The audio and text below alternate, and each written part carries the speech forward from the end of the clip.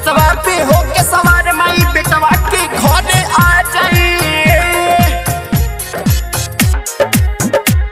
ललसा बा लागल माई आके ललसा अब पूरा जाई।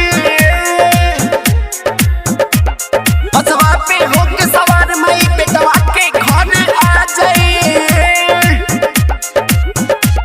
होय माई अंतर्यामी हो, होय ज्ञान के माई वरदानी हो।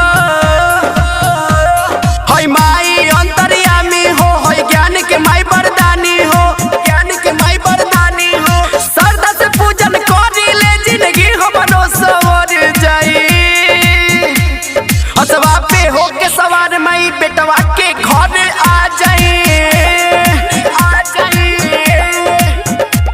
ललसा बा लागल माई आके ललसा अब पूरा जाई। बसवा पे होके सवार माई बेटवा के घरे आ जाई। ललसा बा लागल माई आके ललसा अब पूरा जाई। ऐनी ह पंडित जी से पतरा देखा के कब है मैया रानी हंसवा उड़ा के होय बिना वाली माई पुस्तक धारी बेटवा पर कृपा करेले महतारी। के दर्शन मैया के जिंदगी हमरो सवर जाई। हसवा पे होके सवार माई बेटवा के घरे आ जाई।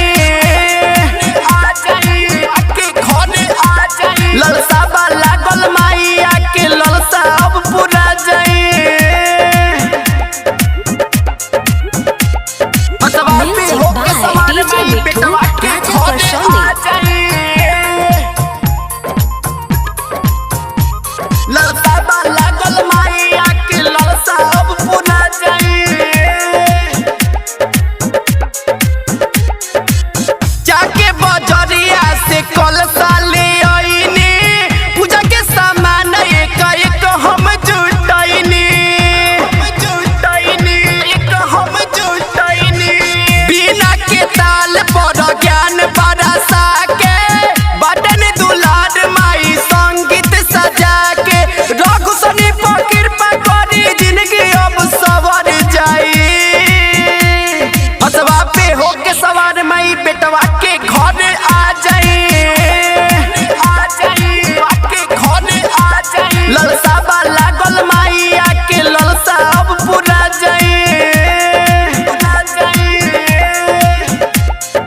रौनक रिकॉर्डिंग स्टूडियो, मेजरगंज, सीतामढ़ी।